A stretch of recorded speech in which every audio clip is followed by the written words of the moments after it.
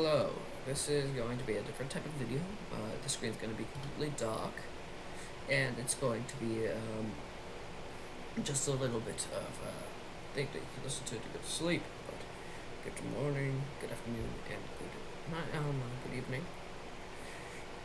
It's me again, and I'm here to start a new video series that I like to call "What Makes a Villain" or "How to Make a Villain." For our first video, we're going to do a pretty famous villain, and this one's probably the most effective villain that we'll cover for a long time.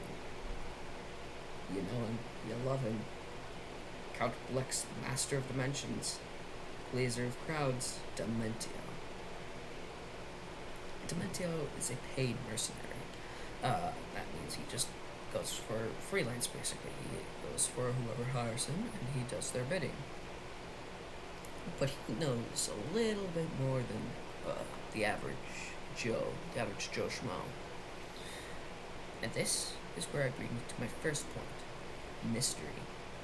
To make a villain effective, you need to make them have some sort of air of mystery, some bits of things that not everyone knows, that you have to do some digging to find.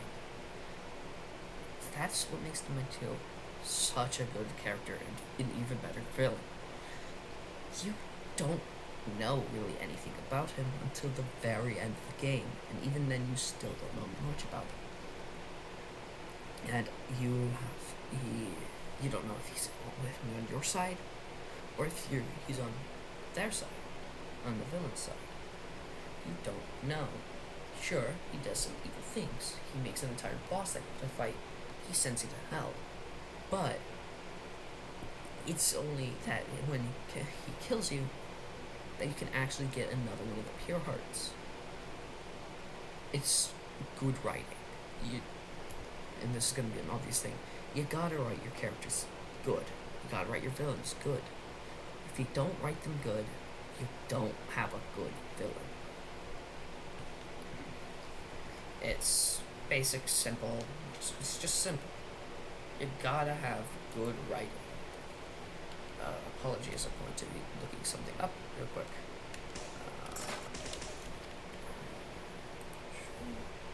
So, Dimentio is also a tried and true plot twist villain. He's supposed to be like out of nowhere. Whoa! He defeats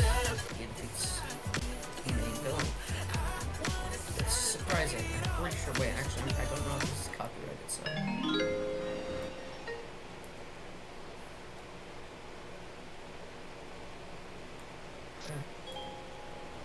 It's fine. It's just gonna be quiet.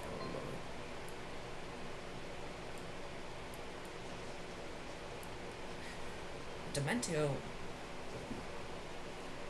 he is a manipulator.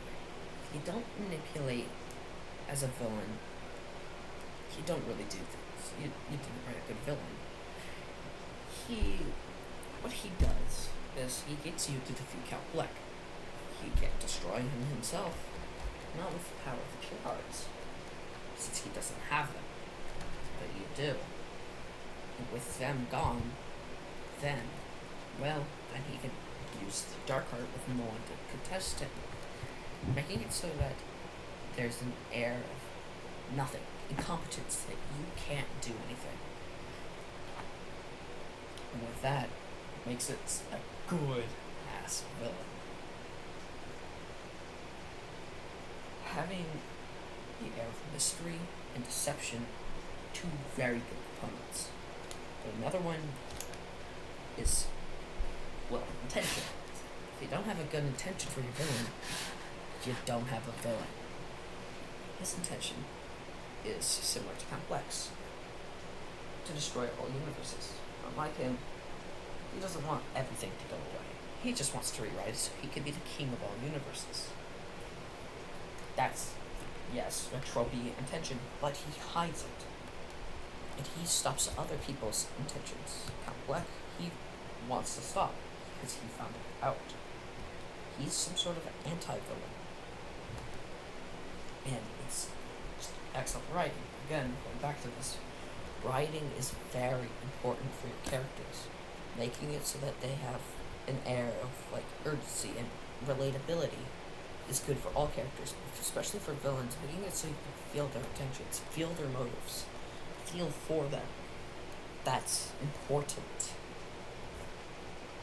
And so, if you've got bad writing, you don't got a character. Well, you do, but you don't have one that you're really going to feel for. You're not going to have a memorable villain.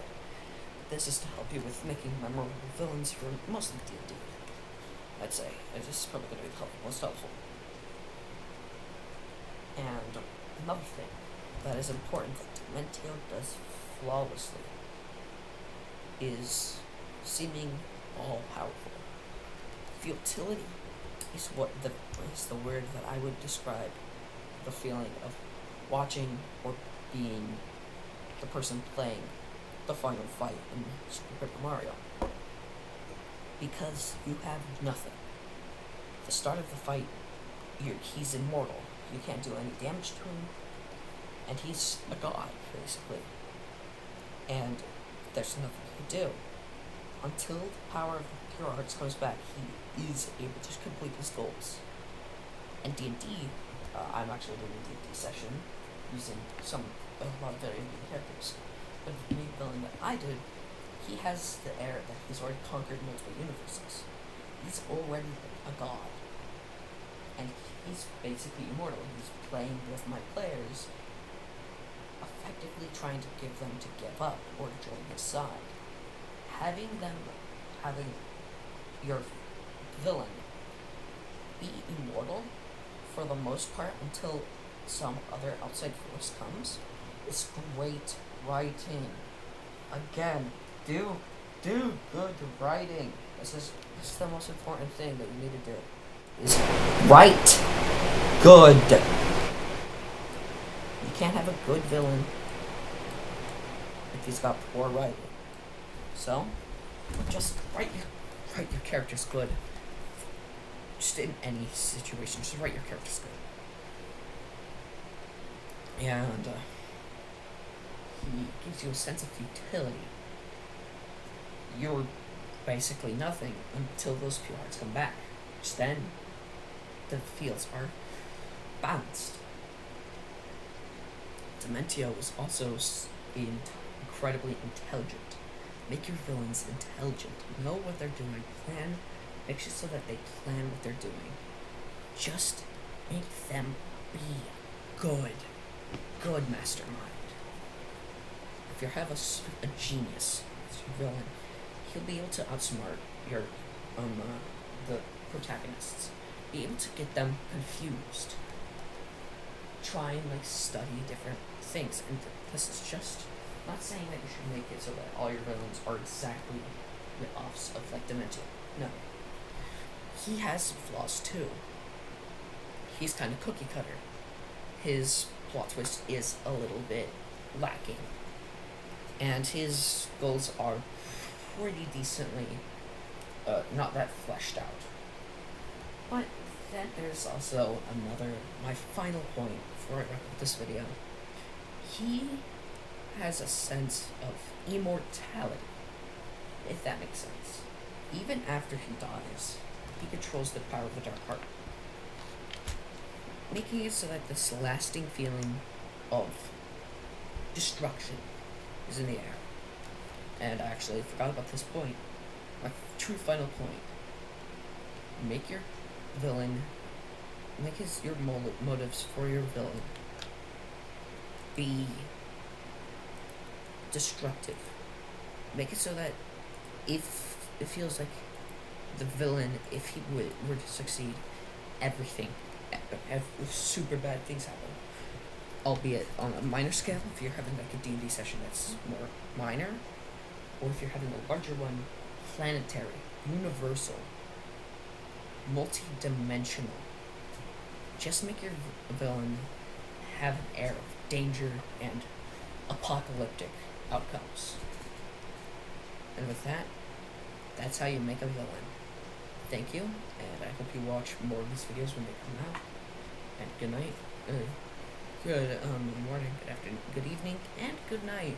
I hope you all have a good day, good afternoon, or good night, and just make it a good one. Goodbye, lovely people of the internet. Peace.